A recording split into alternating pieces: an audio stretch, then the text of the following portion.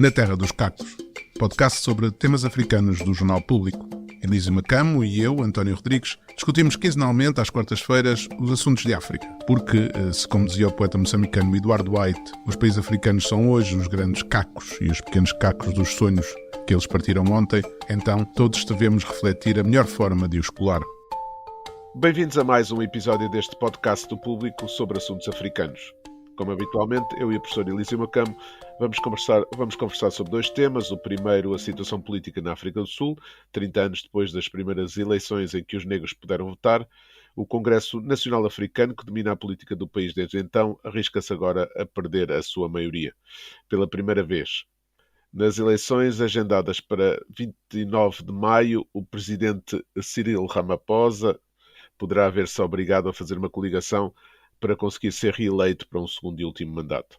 A seguir falaremos da questão do processo das imunizações que Portugal deveria pagar aos países que colonizou, um tema que o presidente Marcelo Rebelo de Sousa, ao seu melhor estilo, começou por incluir na agenda noticiosa através de confidências gravadas durante um jantar com jornalistas brasileiros. Confidências essas causaram muita polémica porque o chefe de Estado incluiu algumas apreciações pouco abonatórias sobre o primeiro-ministro Luís Montenegro. No sábado, na inauguração do Museu Nacional da Resistência e da Liberdade, em Peniche, Marcelo Rebelo de Sousa voltou ao assunto, agora por meios mais próprios, para afirmar que Portugal tem a obrigação de liderar o processo de reparação aos países que foram colonizados, sob pena de perder capacidade de diálogo com os mesmos. E notou que esse processo não tem de passar por pagar uma indenização, dando como exemplo reparações já feitas por Portugal, como o perdão da dívida aos países colonizados ou o Estatuto de Mobilidade dos Nacionais de Países de Língua Oficial Portuguesa. Na segunda parte entrevistaremos o jornalista luso-angolano Emílio Fernando, jornalista de rádio e jornais em Portugal, da TSF, do 24 Horas, e em Angola, onde foi editor executivo do jornal Nova Gazeta e diretor da Rádio Essencial. Na terceira e última parte, como habitualmente, deixamos as nossas sugestões de leitura ou outras. Sem mais delongas, vamos começar a ir pela África do Sul. Citando Julius Malema, líder dos Economic Freedom Fighters, que nos habituou a tiradas populistas de esquerda, mas que não deixa de ser o líder do terceiro maior partido político da África do Sul, ele disse no dia 20 de abril as seguintes palavras: a anarquia é a forma mais elevada de desordem e quando essa anarquia irromper na África do Sul, quem tiver um BMW, um Mercedes ou algo do género não entrará na cidade, porque quem tiver um bem, dando a entender que faz parte da elite que traiu a revolução, será um alvo a atacar. Estas declarações não são propriamente um convite para jantar e vindas de um líder de um partido que teve quase 1,9 milhões de votos nas últimas eleições, deixam antever uma campanha eleitoral tensa e podem fazer crescer na opinião pública a ideia de que a nação arco-íris, sonhada por Nelson Mandela, está à beira de cair no caos. A grave crise económica, o desemprego, apagões por causa de problemas no abastecimento de energia, cortes na distribuição de água, tudo isto pesa sobre uma sociedade profundamente desigual. E o Congresso Nacional Africano, o partido que tem dominado o país desde as primeiras eleições pós-apartheid na África do Sul, realizadas há 30 anos, vai a caminho de pagar a fatura da sua hegemonia política destes 30 anos, com as sondagens a dar-lhe uma percentagem de votos de 37%, 38%, que ainda servem para ganhar as eleições, mas não para conseguir uma maioria absoluta no Parlamento. E é preciso fazer notar que o Presidente da África do Sul é escolhido pelos deputados saídos das eleições de 29 de maio. Professor, tem receio do que possa passar na África do Sul e dos reflexos que isso poderá ter em Moçambique? Já tivemos no passado ataques a imigrantes fomentados por discursos populistas e xenófobos e há muitos moçambicanos que vivem na África do Sul e trabalham. Sim, e são receios legítimos, né? O maior receio que já vem se manifestando há alguns anos é o fato de Moçambique não poder beneficiar de uma economia forte ao seu lado, né? Sabe muito bem a diferença que fez para Portugal estar na Europa depois do 25 de Abril e mais tarde quando se juntou à Comunidade Económica Europeia, a importância que isso teve para a própria estabilidade de Portugal. Então há um pouco disso na relação entre Moçambique e a África do Sul. Agora, também é preciso não ser ingênuo nestas questões. A África do Sul herdou, portanto, um fardo muito pesado, né? Não existe nenhum outro país em África que sofreu aquele tipo de colonização, entre aspas. E aquilo que, apesar de todo o desenvolvimento econômico e tecnológico que se verificou na África do Sul, os problemas sociais que também foram legados são gritantes. Por exemplo, a África do Sul é o país com o coeficiente de desigualdade mais elevado do mundo. Sabe, isso é incrível. Não é fácil para nenhum governo lidar com isso. E o grande problema é que, quando é assim, é muito fácil que o campo político atraia demagogos como o Malema, mas também como o Zuma. E é também normal que pessoas talvez mais sensatas e mais decentes fiquem vulneráveis a discursos políticos que também não ajudam. Por exemplo, na África do Sul há um forte discurso de esquerda, e eu não quero dizer que o discurso de esquerda seja em si um problema, mas no contexto de uma economia como a sul-africana, esse é um discurso que pode não ajudar muito para abordar os problemas.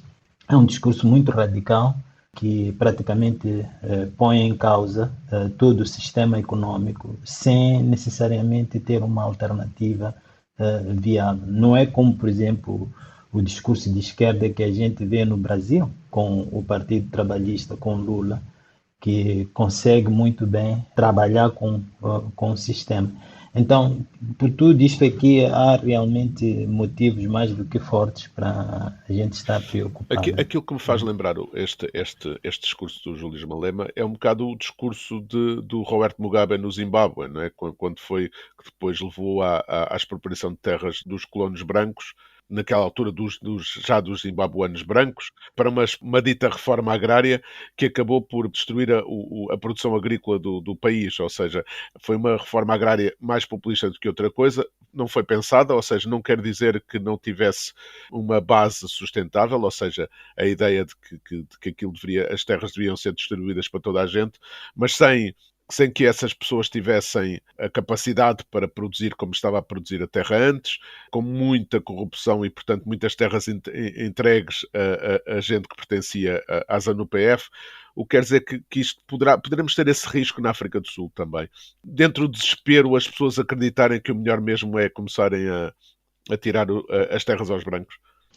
Bom, a questão, António, é a seguinte: é preciso naturalmente encontrar uma solução para este legado negativo, né? E esse foi o grande problema no Zimbábue também, que a questão da distribuição de terra é uma questão muito importante.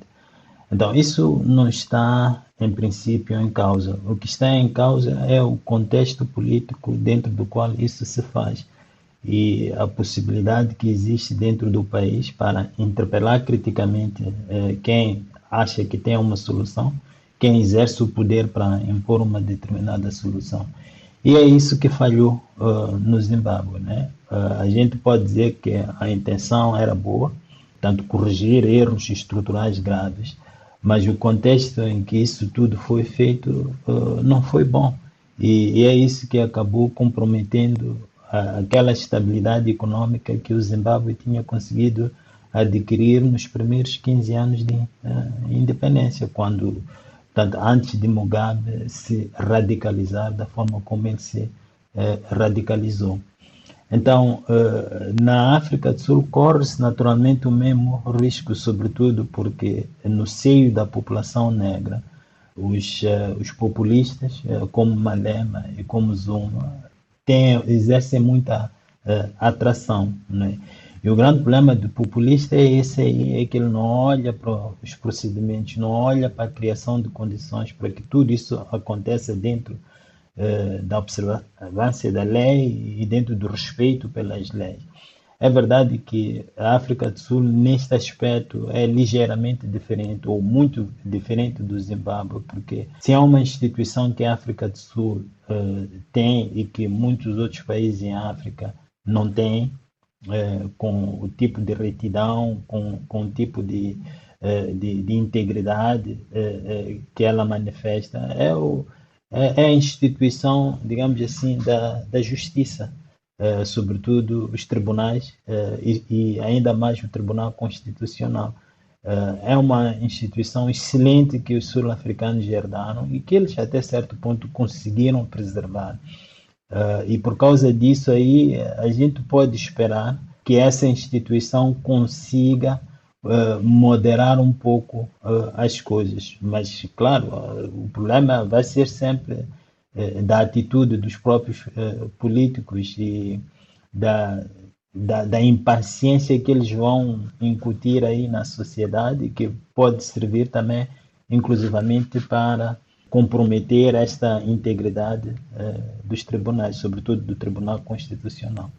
Além disso, em relação a Jacob Zuma, temos aqui um problema também, que é alguém que está numa cruzada pessoal de vingança contra Ramaphosa por o ter afastado da liderança do ANC e da presidência da África do Sul, juntando ao facto de que ele quer, de alguma forma, arranjar um foro privilegiado para fugir do processo de corrupção que tem a correr no tribunal e que tem sido adiado várias vezes, e que havia provas muito sólidas de que poderia vir a ser acusado de corrupção durante os seus 2 mandatos, que não foram completos, na presidência da África do Sul.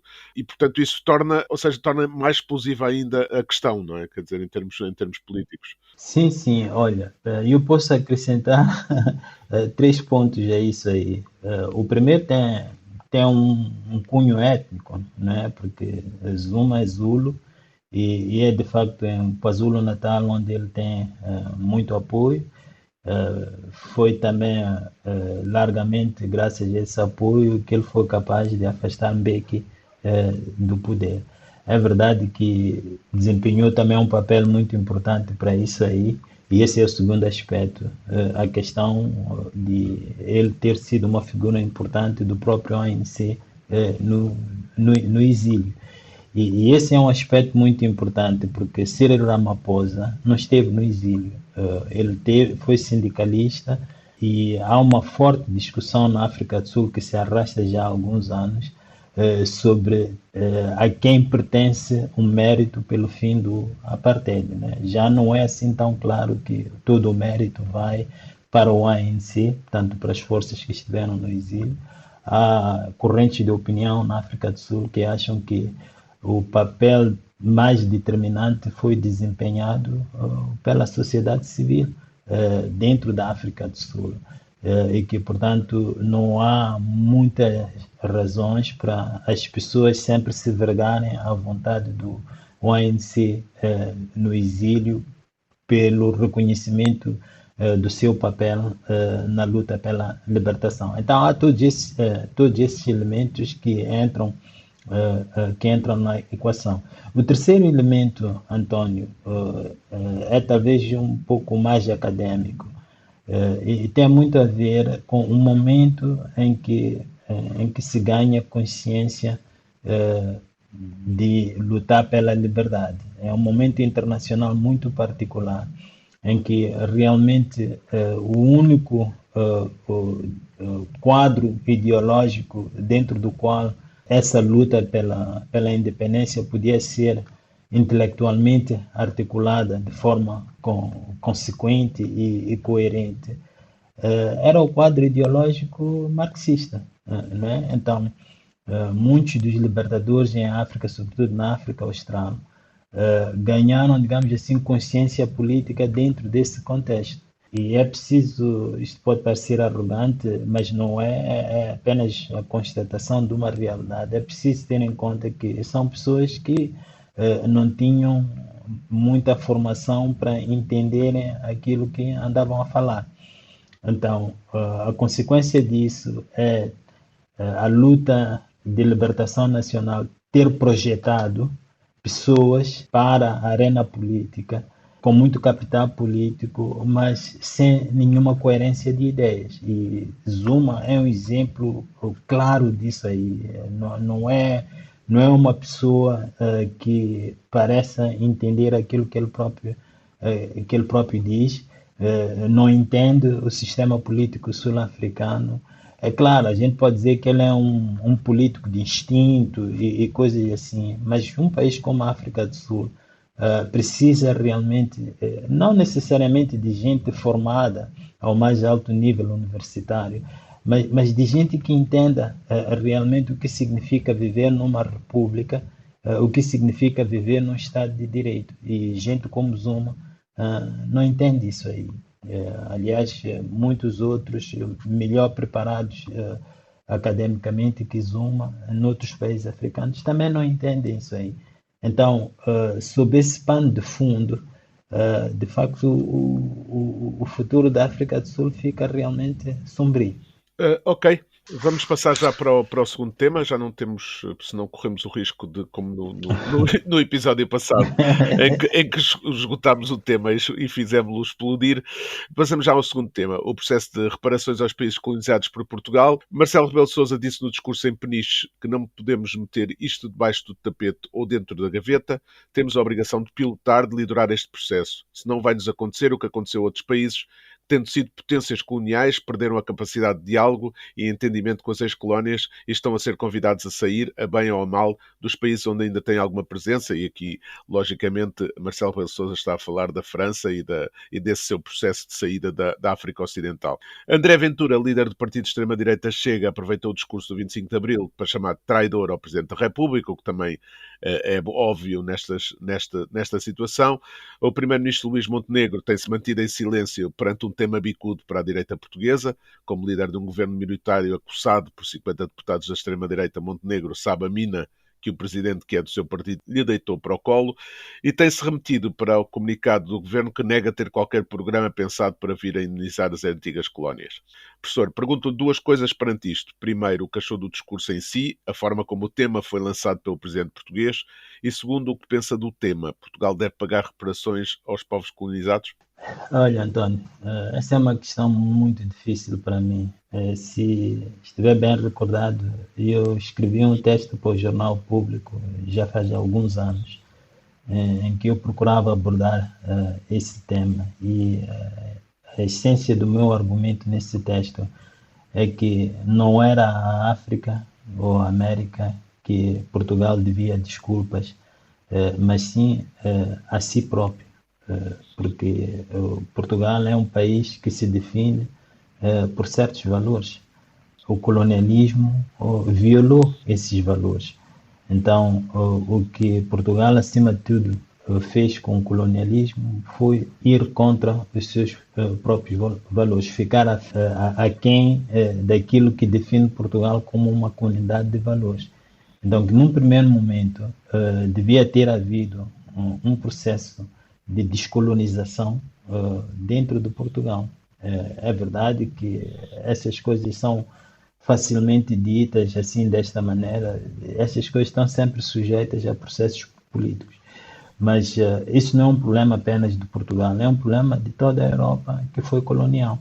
Em nenhum país europeu houve realmente um processo interno de reflexão sobre até que ponto é que esses países teriam traído os seus próprios valores e até que ponto era necessário refletir sobre isso aí.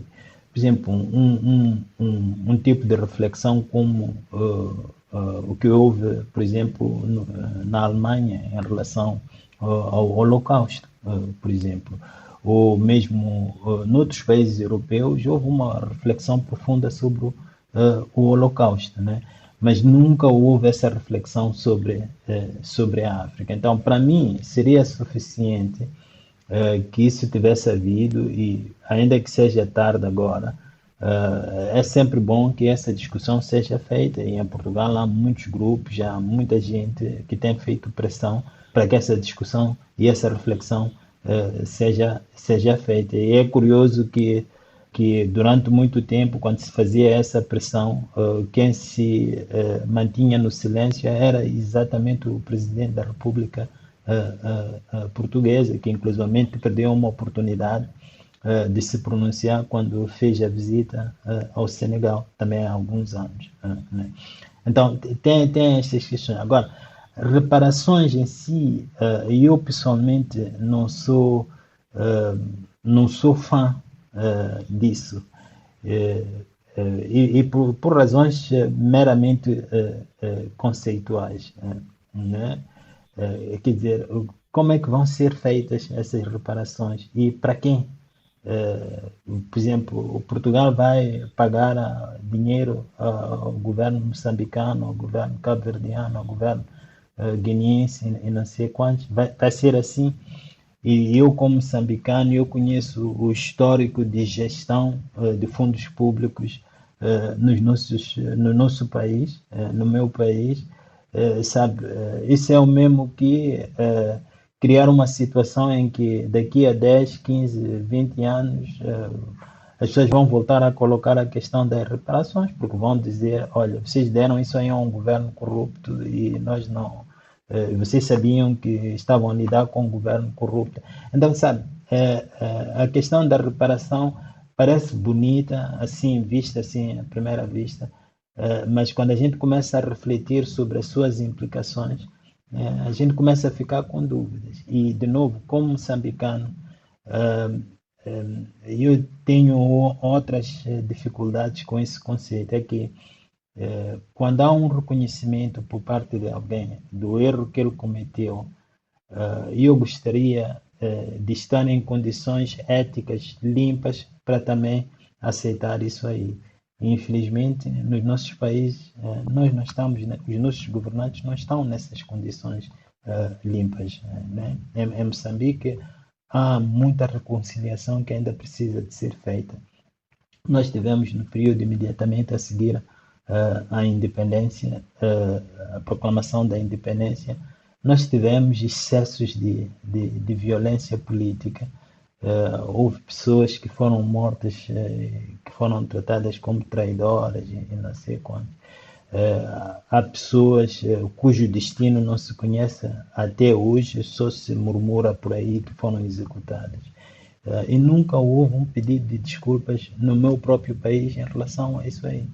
Nunca houve nenhuma iniciativa para reabilitar essas pessoas. E aqui a Angola leva melhor sobre nós, porque pelo menos houve essa tentativa do presidente João Lourenço de corrigir um pouco a questão do 27 de maio. Né? Então, sabe, não há inocentes nesta questão. E a ideia de reparação transmite um pouco a ideia de que os maus estão de um lado e os bons estão do outro, e não é bem assim.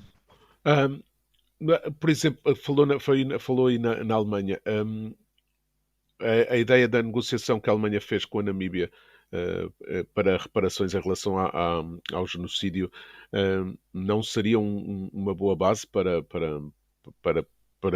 se partisse para esse processo de reparações? Sim, há sempre boas práticas que podem ser seguidas, não é? Mas lá está a questão, por exemplo, em relação à Namíbia, nós estamos a lidar, pelo menos por enquanto, nós estamos a lidar com um governo sério, né? A Namíbia tem se notabilizado pela seriedade na sua liderança, na sua gestão do país.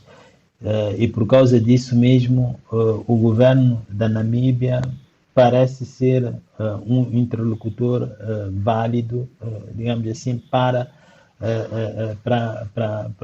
a Alemanha, que já vem muito tarde, né? A Alemanha também levou muito tempo para tomar essa decisão, e eu sei isso muito bem, porque já fui membro de tanto da Associação Académica de Estudos Africanos na Alemanha.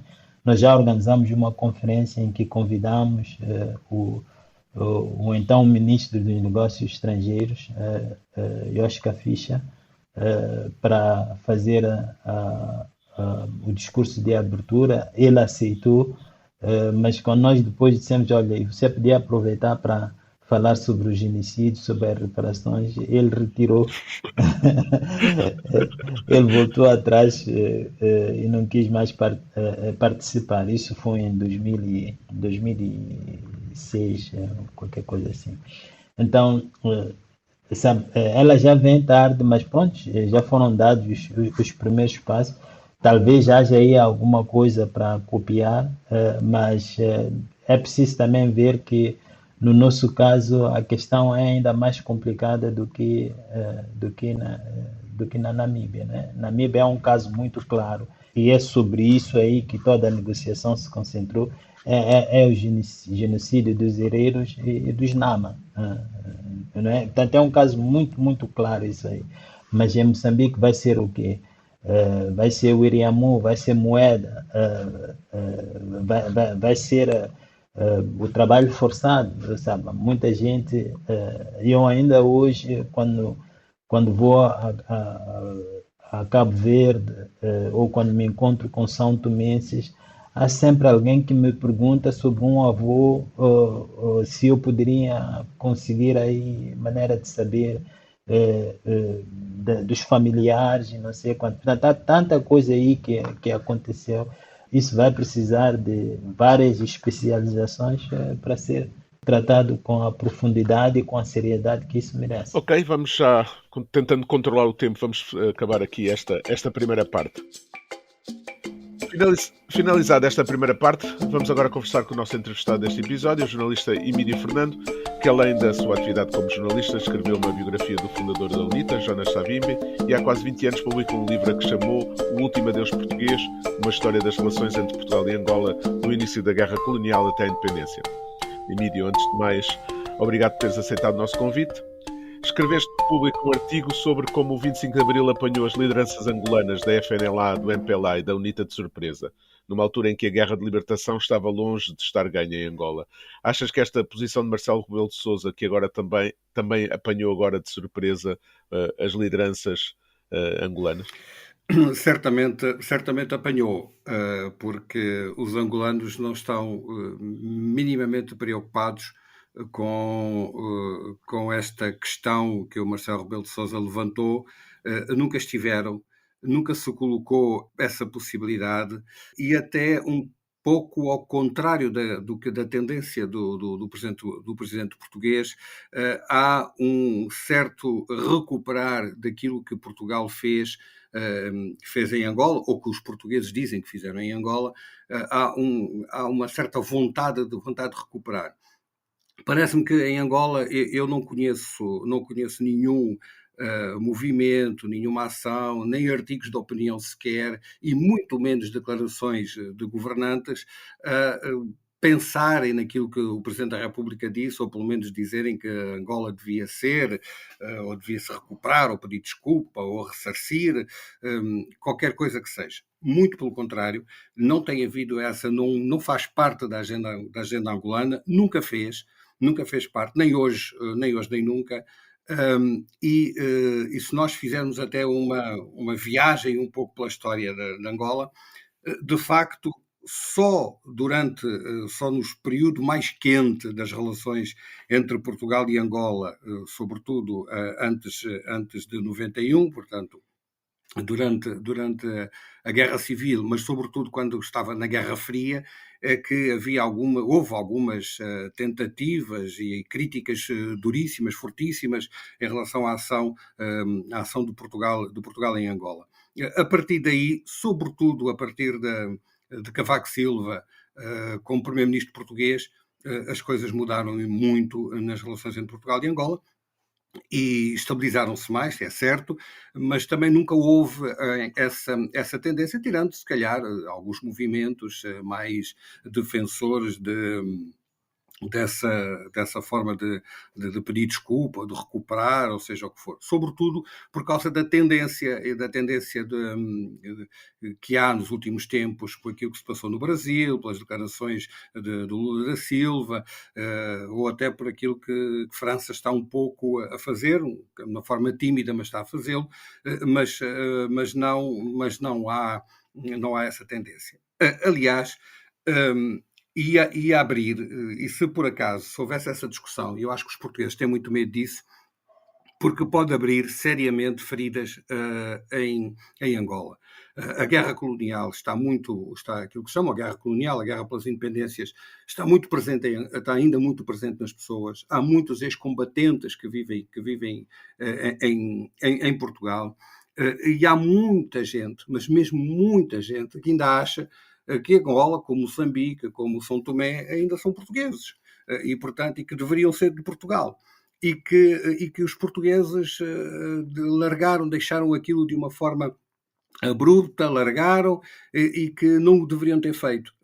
E isso de tentar ressarcir, por exemplo, ouvimos aqui em Portugal, alguns dirigentes de partidos políticos de direita, por exemplo, completamente ofendidos e a dizer que é absolutamente inadmissível que Portugal alguma vez possa fazer isso, porque eles de facto acham que Angola ainda é deles, portanto que Angola, Moçambique ainda é deles.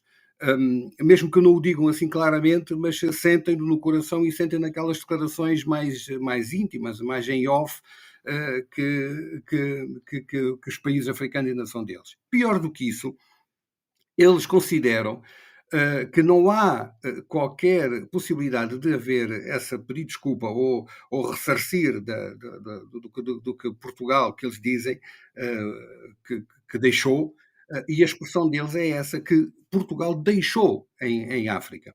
Ou seja, Portugal, e até elencam uma série de monumentos em Angola, em Moçambique, em São Tomé, em Cabo Verde, que Portugal deixou, porque a expressão deles é essa. Esquecem-se de dizer, e que Portugal construiu, e até se falam no legado de Portugal. Esquecem-se sempre, nesses casos, de dizer que Portugal não construiu nada. O máximo que Portugal pode ter feito é ter desenhado alguma coisa ou ter feito, porque quem construiu, de facto, foram os escravos, foram os trabalhadores, enfim, entre aspas, porque eram no fundo escravos, porque Portugal terminou a escravatura. Foi o primeiro a abolir a escravatura, mas continua ainda na década de 60, tinha escravatura, portanto, eles acham que Portugal é que construiu, mas que, enfim, quem construiu não foram propriamente os portugueses. E depois há um outro lado, por exemplo, eu já ouvi declarações de dirigentes portugueses a dizer que como é que vais fazer essa contabilidade.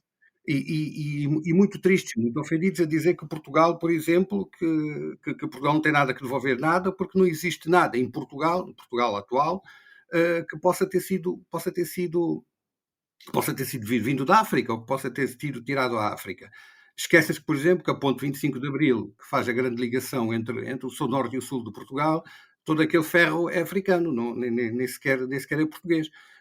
Portanto, coisas destas vai abrir aqui muitas feridas, e eu acho que o Marcelo Rebelo de Sousa já abriu feridas. O que é curioso é que abriu no próprio partido dele, em relação a isto, porque eles também estão muito divididos em relação a isto. E eu acho que ele também disse aquilo porque ele gosta muito de se destacar e de fazer de fazer declarações polémicas, porque ele tem que estar sempre no centro das atenções e, portanto, faz esse esforço, não é porque intencionalmente pense isso. Eu acho que Sim. Olha, eu queria talvez mudar um pouco a perspectiva mais para Angola. Assim, por um lado, em Portugal, eu acho que, apesar de tudo, existe um ambiente normativo para que essa discussão seja feita com alguma utilidade.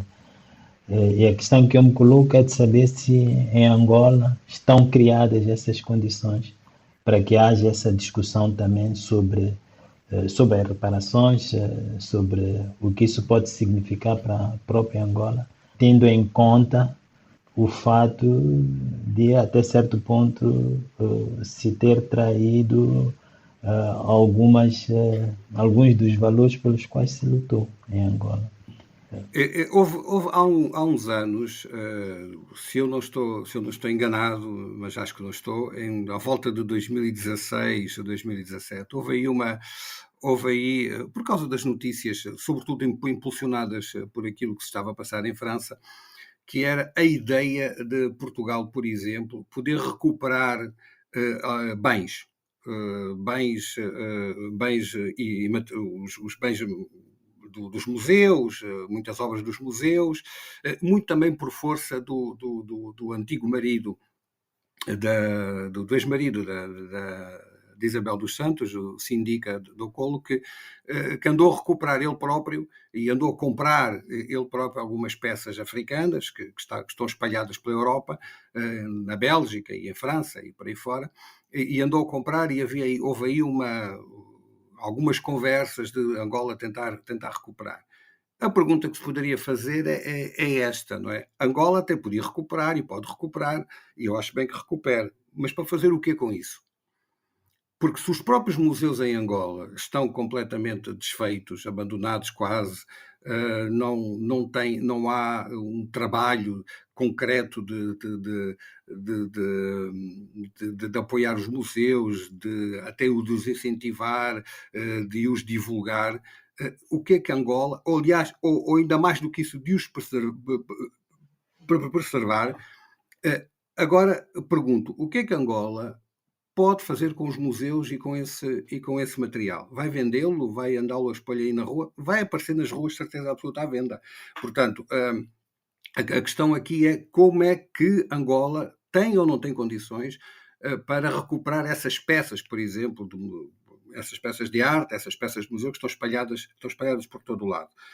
Incluindo, e depois há outra grande dificuldade aqui, que é não existe em Angola hoje condições para tentar ver o que é que de facto existe que foi roubado, ou tirado, ou pilhado. É muito difícil elencar tudo isto. Por exemplo, durante a guerra, na zona do Huambo, no interior de Angola, na zona do Huambo, a UNITA, durante a guerra, também pilhou muitas obras de arte. Eu por acaso descobri duas peças muito interessantes do Huambo que estão em Portugal. E como é que vieram para Portugal? E onde é que estão? E como é que se recupera isso? Isto é um mundo muito difícil de nós chegarmos lá e de conseguirmos chegar aqui a um entendimento do que é, o que foi pilhado, o que é que não foi pilhado, onde está e para onde vai. É triste o que eu vou dizer a seguir, mas esta é a pura verdade. Por exemplo, as peças de museu africanas estão mais protegidas em Portugal do que estão em África. Isto é triste dizê-lo, mas é a mais pura verdade. Eu prefiro que as peças estejam em Portugal, porque pelo menos sei que Portugal tem condições para cuidar delas, que Angola não tem. Mas desculpa aí, António, só queria colocar mais uma pergunta, né? Porque eu queria insistir sobre um ponto. É que muitas vezes os nossos governos utilizam um argumento colonial para justificar, por vezes, até a sua própria incompetência, né?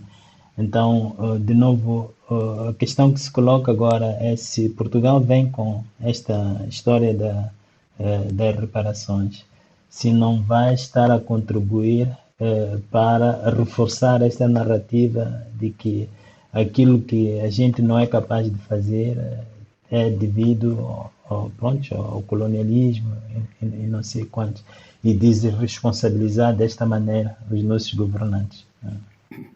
Contribui sempre, não é? E eu acho que agrada que esta narrativa ou esta conversa de Marcelo Rebelo de Sousa até deveria agradar aos governantes. Eu, se fosse assessor de um governante angolano ou até moçambicano, eu diria exatamente que é bom, não é? Que é bom que haja este tipo de conversa porque vai facilitar, porque pode facilitar essa justificação de que tudo é devido à guerra, os grandes problemas que nós temos é a guerra que provocou estas grandes situações, e eu acho que isso ajuda um pouco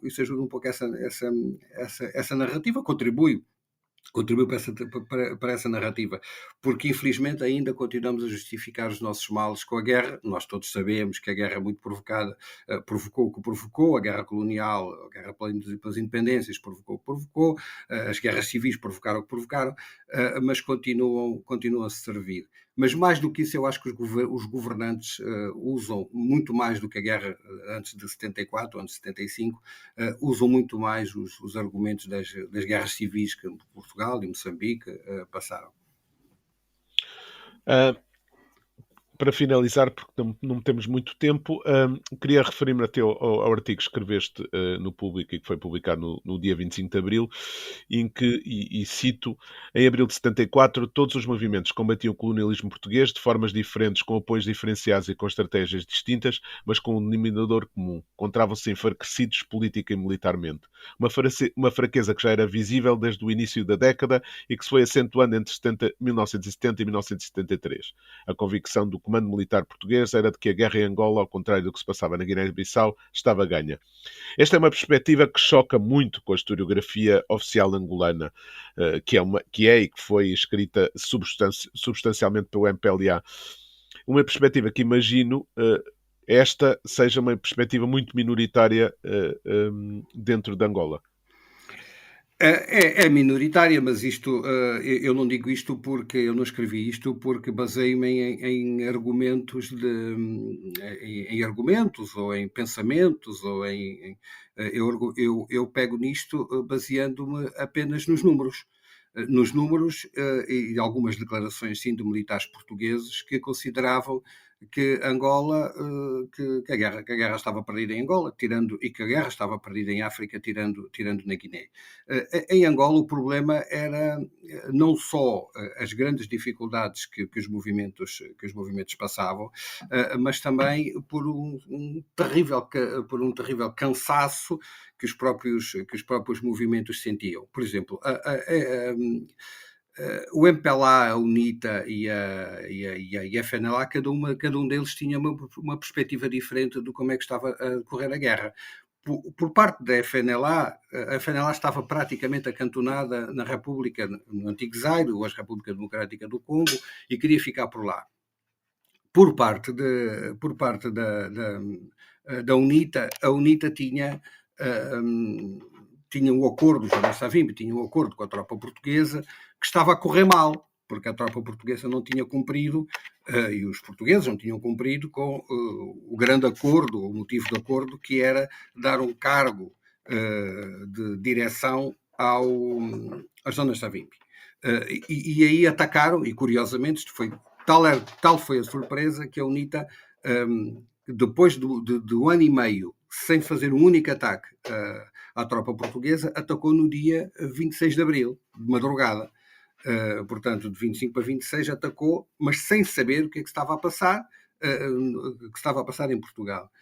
No caso do MPLA, o MPLA é um caso de estudo mais, porque o MPLA estava completamente dividido, estava completamente partido em 3 movimentos, ainda mais quase um quarto, que era por um lado a Revolta do Leste, depois a Revolta Ativa, que saíram do interior do MPLA, e os netistas, os dirigentes à volta de Agostinho Neto. E isso enfraqueceu muito o MPLA, porque eles dividiam-se entre eles, estavam em guerra entre eles. Além de o MPLA sofria a guerra, fez a guerra contra a tropa portuguesa, mas também contra ele próprio, porque andou sempre em guerras internas. A UNITA tinha aqueles acordos com a tropa portuguesa e fazia guerra à FNLA e ao MPLA. E a FNLA estava praticamente acantonada, como eu já disse, no antigo Zaire, mas também quando vinha para o norte, quando descia um pouco para o norte de Angola, fazia a guerra ao MPLA. Aliás, as maiores matanças os dirigentes angolanos que morreram do MPLA morreram às mãos da FNLA. E, portanto, os 3 movimentos também eles próprios lutavam entre eles, o que era, obviamente, muito do agrado da tropa portuguesa portanto, nessa altura, de facto, estava muito enfraquecido. Se não houvesse o 25 de Abril, dificilmente a guerra continuaria por muito mais tempo. Era capaz de durar mais uns meses, pouco mais do que isso. Emílio, um nosso obrigado por teres participado neste podcast. Um grande abraço. Até à próxima. Obrigado. Um grande abraço ao professor Elise. Um grande abraço. Obrigado. Assim também. Ok, professor, vamos então encerrar a tempo de poder partir para apanhar o seu meio de transporte. Sim. Vamos fechar por aqui esta entrevista, agradecendo ao Emílio Fernando a sua presença.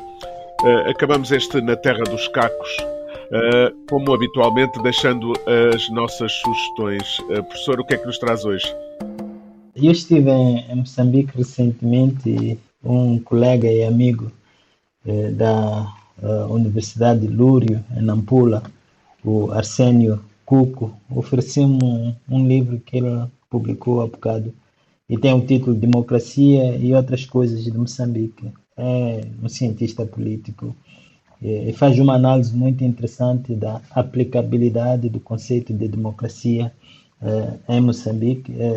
Achei o livro fascinante por não só se apoiar em todo aquele quadro teórico e conceitual que nós conhecemos da academia, mas também de olhar muito bem para o que está acontecendo no país e para tudo aquilo que pode comprometer a própria implementação da democracia. Daí esse subtítulo que ele tem, e outras coisas de Moçambique, né? Democracia e outras coisas de Moçambique. O foco é realmente nessas outras coisas de Moçambique. Acho o livro muito bom e recomendável para quem quer entender a realidade política, não só de Moçambique, como também de qualquer país que se encontra ainda neste processo de construção do Estado. Eu, por meu lado, também vou falar de livros. Vou falar de dois. O primeiro é, ao mesmo tempo, uma homenagem feita por amigos ao autor, o jornalista Carlos Santos Pereira, falecido a 22 de maio de 2021. Trata-se da sua tese de mestrado em História Contemporânea na Universidade Nova de Lisboa. Chama-se O General Spínola e a Guiné contra os Ventos da História e foi publicado pelas edições Colibri. O segundo livro é uma nova biografia do fundador da UNITA, intitulada Jonas Savimbi, Homem e Obra. Foi escrita por Rubem Sicato, figura conhecida do Partido Galo Negro, como habitualmente nestes livros da UNITA tem a prefácio de João Soares. Com o mote de Savimbi, os que morrem vivem para sempre se a sua causa for de toda a gente, que Rubem Sicato cita como epígrafe no seu livro. Encerramos por aqui mais uma edição do podcast Na Terra dos Cacos, quinzenalmente à quarta-feira no site do Público ou nas principais plataformas de podcast. Até à próxima, professor. Um grande abraço. Ver se consegue chegar a tempo às suas aulas. Vou conseguir, obrigado. O Público fica no ouvido.